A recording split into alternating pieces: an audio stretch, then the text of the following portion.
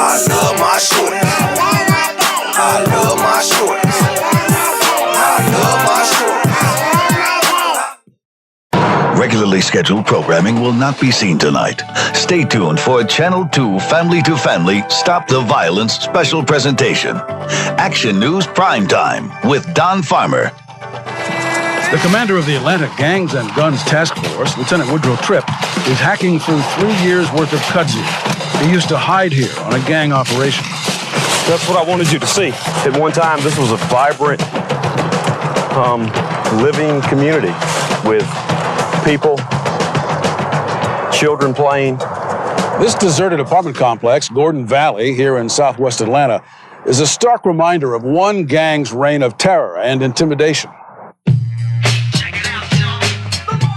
Between 1988 and 1992, this gang was ruthless and successful.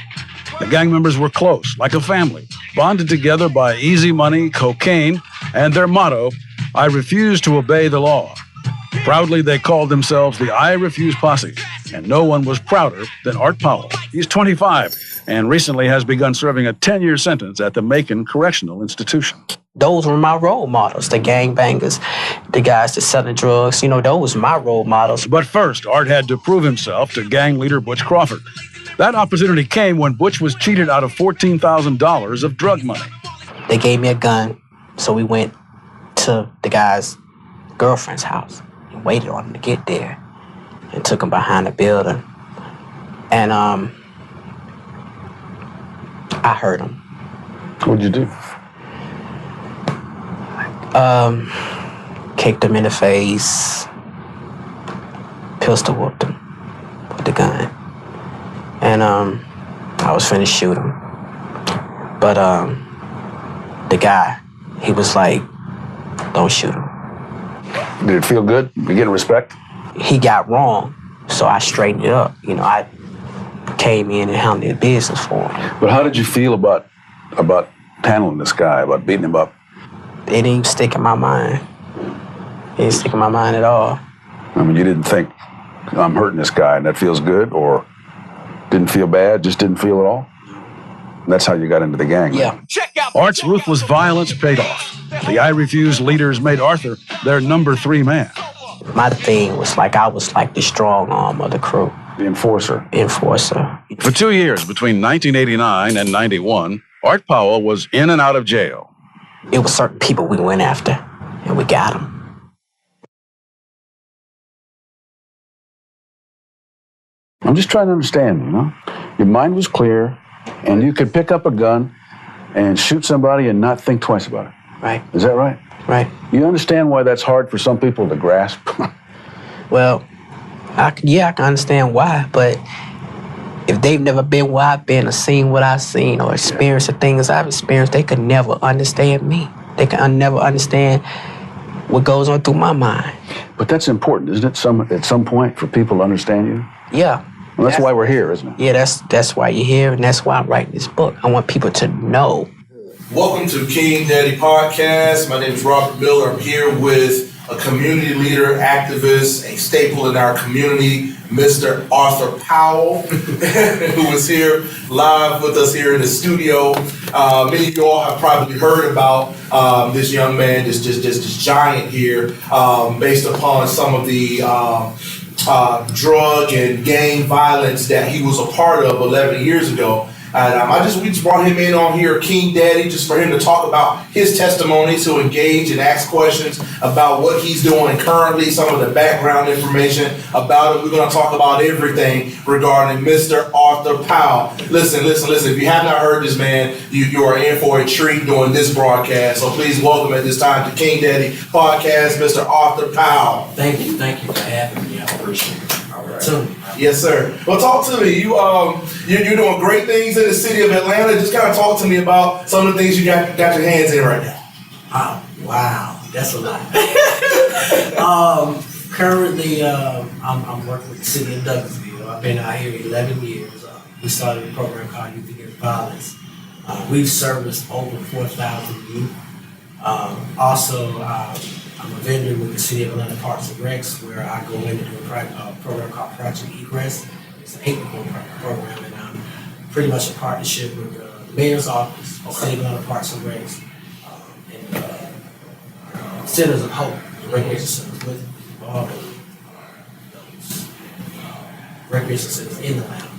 Also, I'm working with DeKalb County Juvenile Court, doing a program called ART, which is aggression replacement training. It's a new form of anger management. And I'm in the process of working with the United States District Attorney's Office to do a program called Project Roots, which is a re-entry piece to work with juveniles in the Atlanta YDC, and also adult males that are transitioning back into society at the new prison they're being called Metro Re-entry Prison.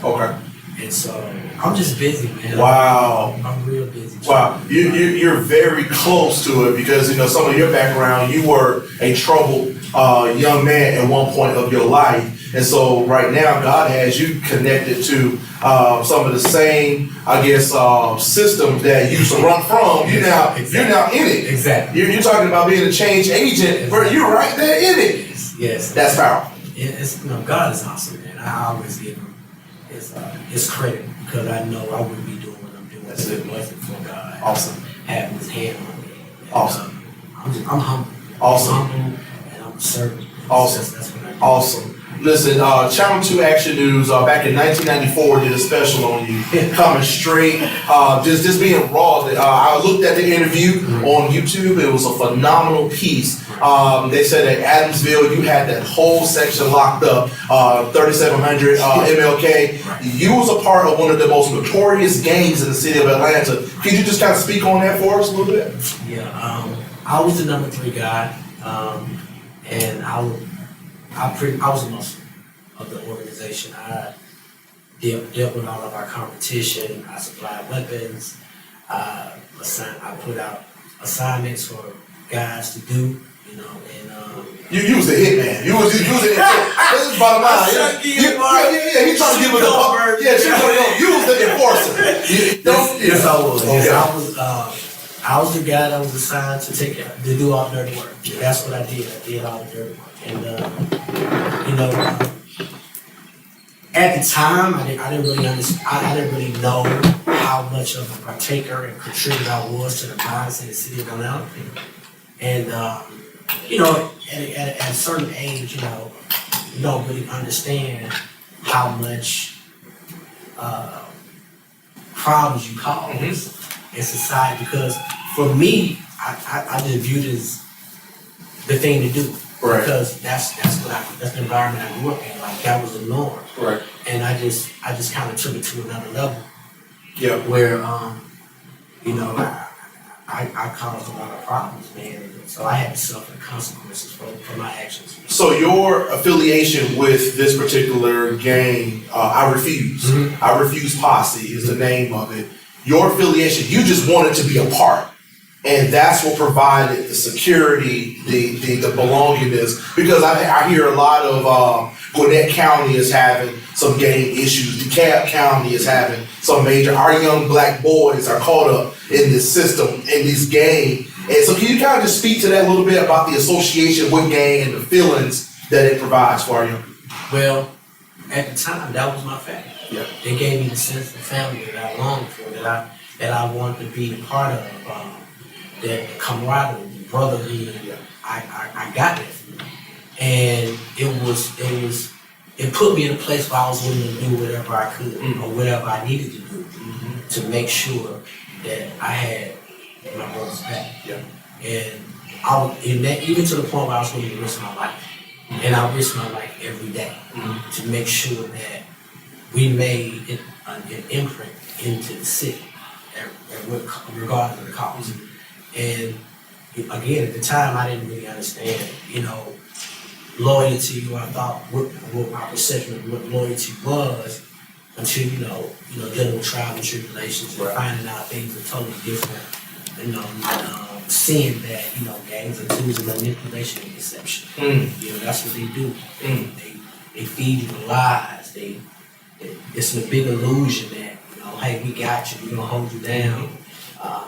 We're gonna be here forever. We're gonna be brothers forever. And that's a That's a misconception. misconception. Big misconception. And so many of our young people, they're falling for it. Oh yeah, definitely. Because it kind of goes into my next question. Because the home is broken up, and so when the home is broken up, the young male child doesn't have a place of stability, so he goes out in the street, and then the gangs, get him or whatnot. So, kind of talk to me about the role of a father in the home. How important it is to have a father figure in our homes.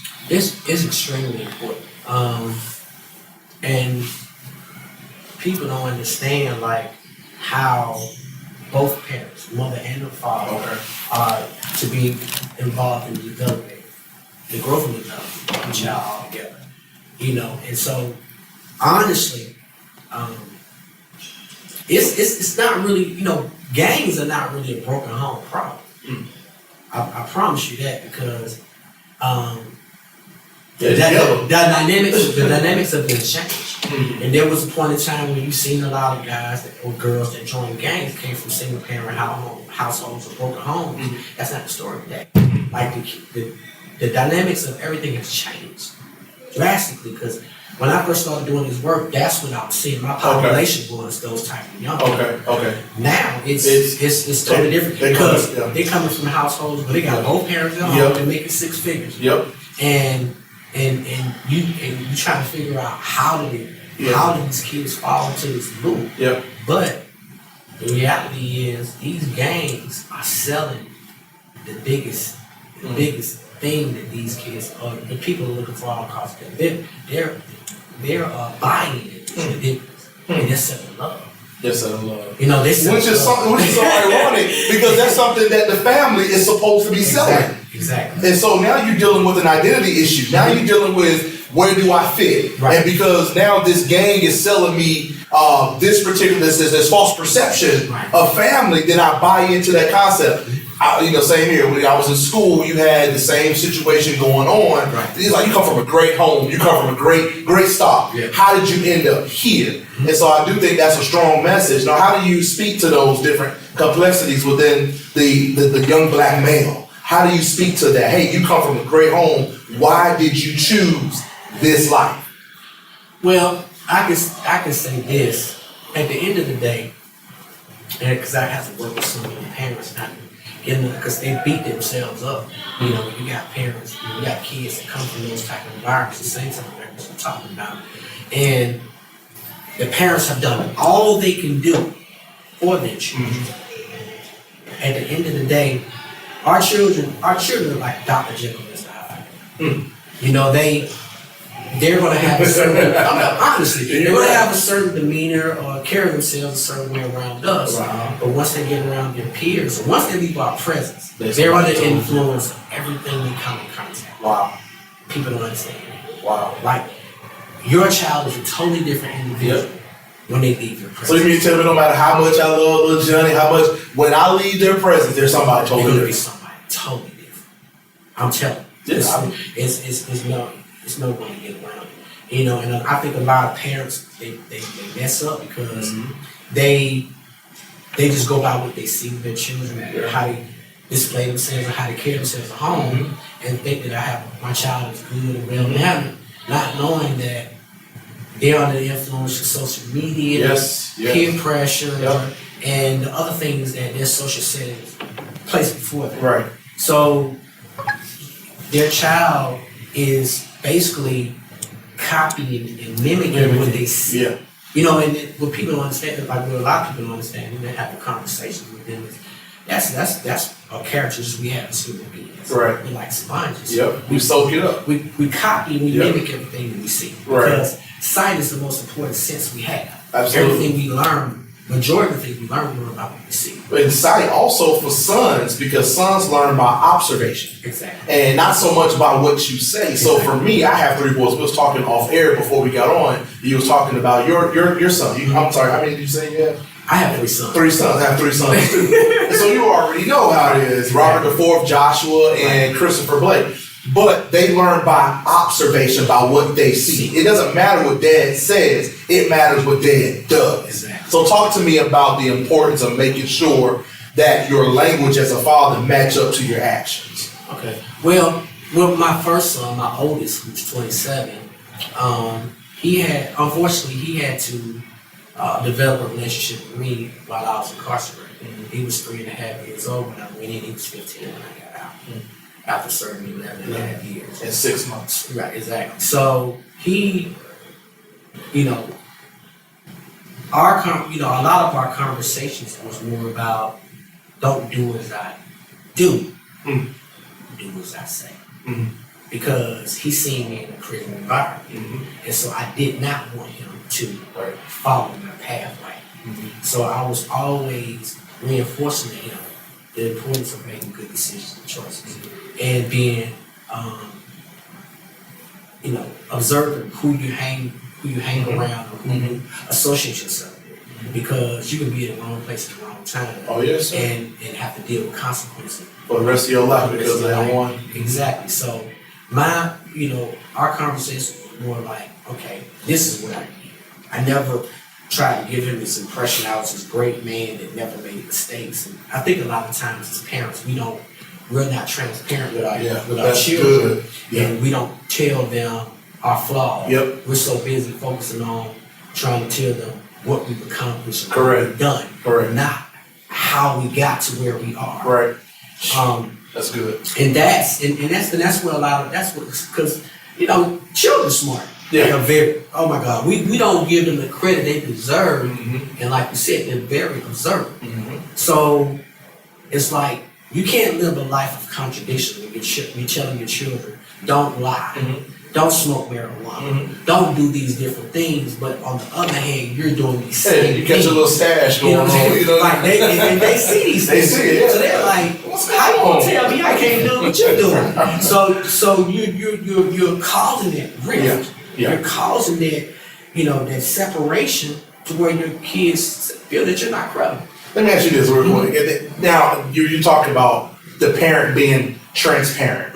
And because kids you're absolutely right. I have to 100% agree with you there. Our kids are so smart that the things that we don't say, they're picking up on. Exactly. And so just talk to me about that conversation when you may have had to been a little transparent with your eldest son because he saw the process and I'm sure y'all had to, I'm sure he asked that question, Dad, what did you do? When that question comes and you have to tell him exactly, but kind of spare some of the details, just talk to me a little bit about that conversation. Well, honestly, I didn't spare him because I did not want him to go through it.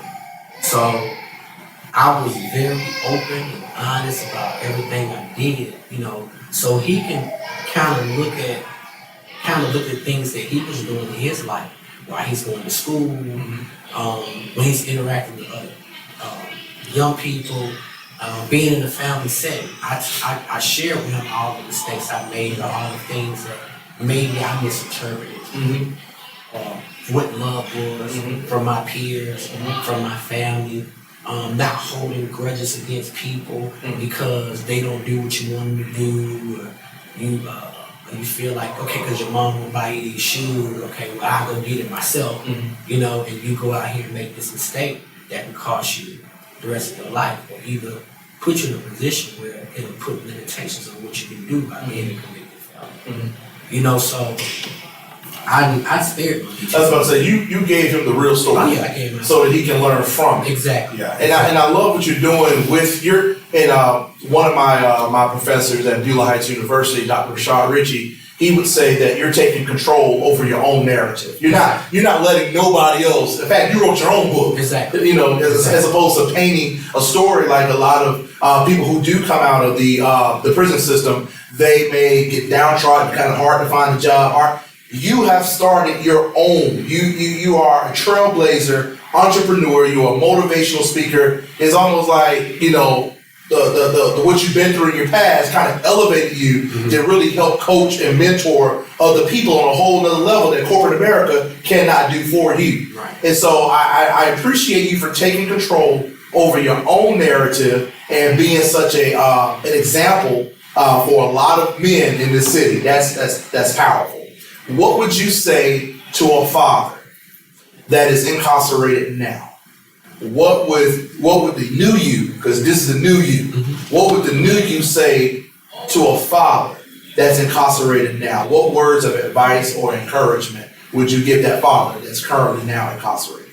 Well, first of all, don't get frustrated with the process, because when you're incarcerated and there's a disconnect with the mother, and in most cases, I say a lot of the guys I did time with, they did not have a rapport with their child's mother, or there was a disconnect because of this situation, and they got frustrated. They were angry. They said, "Okay, forget my child," Right. Or well, I deal with them when I get out. Nah, it starts. You gotta do whatever you can, or whatever it takes to build a relationship and a rapport with your child while you're incarcerated. Because from my personal experience, when we working with young people, I see a lot of young people that have resentment towards their parents or their fathers because they haven't tried to communicate with them while they're incarcerated, or they felt like, well, it's going to be painful for me to deal with this situation while my child's out here in the street. I need to focus on my time and not focus on my child. That's not the way to go. Right. You gotta suck that up and get out your feelings and understand that child has to be here.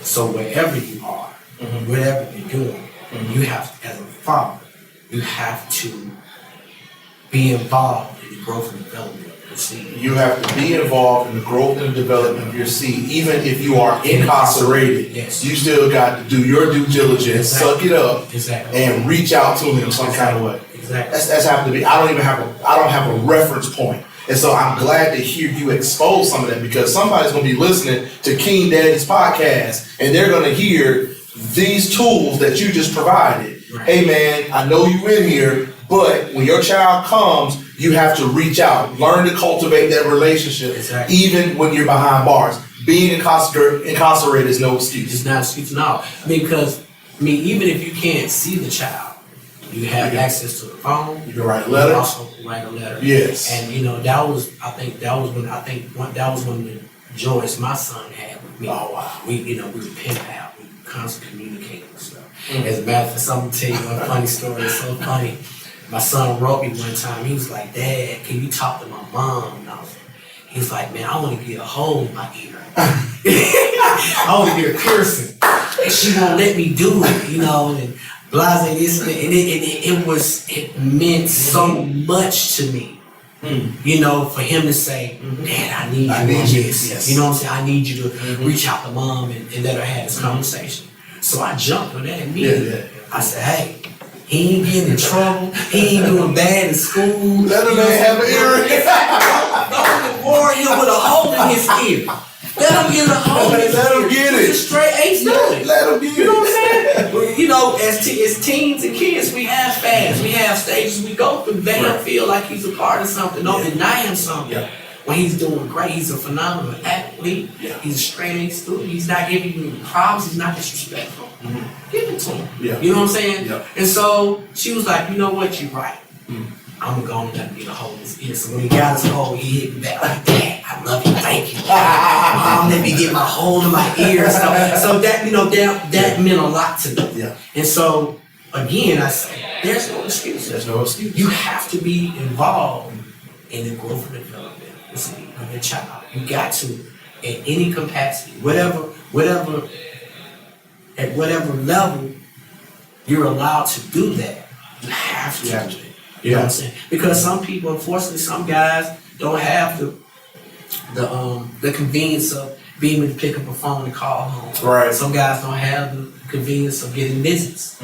But you do have, you do have that time and to be able to sit down and write a letter. Yeah, that's good. Which because now that child has something tangible. Yeah, they can hold on. They can always reference. You know what I'm saying? When they're feeling bad, they missing their dad. Hey, read my letter. Yep. And that's how you keep the connection. Yep. And that's a connection, tangible, but also it's an intangible thing. Also, it keeps that bond that's there, and that's powerful. That emotional bond between a father and a son. And I mean, I'm just I'm really just thrown back, and I'm just excited because you're providing so much hope to other men out there who will be listening to this podcast, King Daddies, who may be reading your book regarding all the things that you are involved in the city.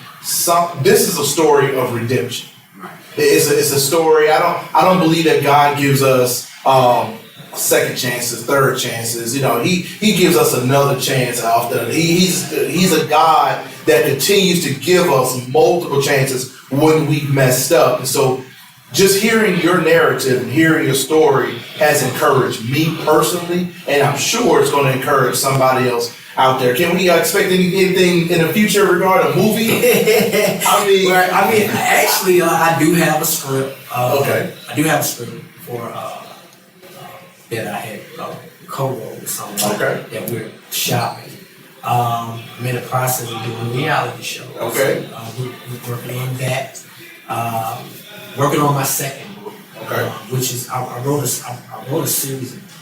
Working on a series called Dramatic Memoirs, and the first book was called Gangster to Be or Not to Be, book one, which is pretty much my childhood leading up to when I got incarcerated for the crime of the prison, and it ends with me turning myself into Fulton County to go through the process and deal with my charges. My second book picks up on that stage where it deals with me, going through diagnostic, my prison experience, and then with me being released. And that book is called Belly of the Beast. So I'm looking to release that book early 2019. What are some of your contemporaries? Like, who do you? Just tell me a little bit. Who influenced your writing? This is a personal journalism. I'm taking a privilege.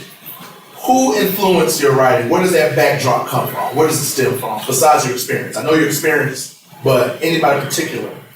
Honestly, there was no one that influenced it. I had my manager. Her name is Rose Falana Green. She was the mother of a woman I was dating at the time, and she was a mentor to me as well. She's the one that actually set up the Channel 2 interview. Okay. She stayed on me like. She was like, "Oh my God, your life is so phenomenal. You need to write a book." Yes, sir. And I couldn't wrap my brain around it, like write the book. But like I said earlier, you were still going through the chapters. Yeah, I was like, and I still had issues. So it was I couldn't wrap my brain around the book. Right. So being that I had dealt with a lot of trauma and never addressed the issues, and I was going through the process of counseling, my counselor told me to start a journal. And it became therapeutic for me. Awesome. And that journal transitioned into the book. That's what You understand what I'm saying? Yes, sir. So it was, and then like I had a bunkmate, one of my roommates. He seen me writing all the time. He was like, "Man, what you writing on?" I was like, "Man, I'm working on a journal, man. I'm thinking about doing the books." He's like, "Let me read it." So he read it, and he was like, "This is great." So every time I wrote something, he was like, "Hey man, let me read it when you get finished." So he became my editor, my producer. So he was like, he would give me he gave me constructive critiques and all that stuff. He gave me constructive criticism.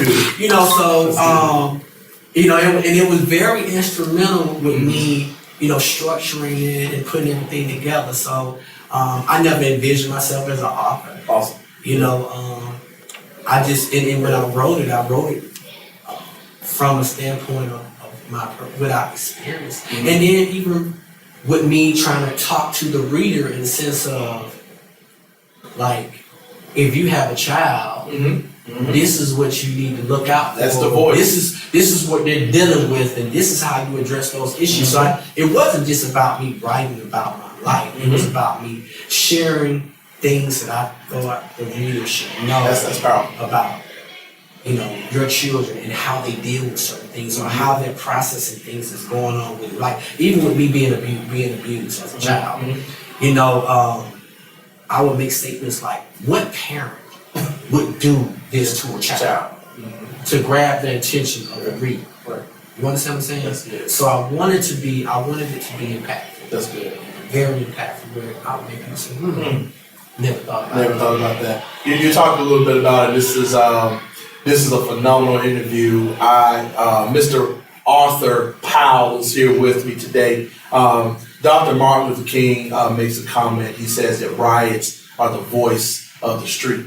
Talking about when our kids in the community don't get a chance to elevate their voice and nobody hears them, they don't have any choice but to tear up stuff and to cause violence and riot and rage and all this anger within our young kids. Riots is the voice of the street. I am so encouraged to hear that you have used your voice to speak on behalf of this generation of young men in a positive way.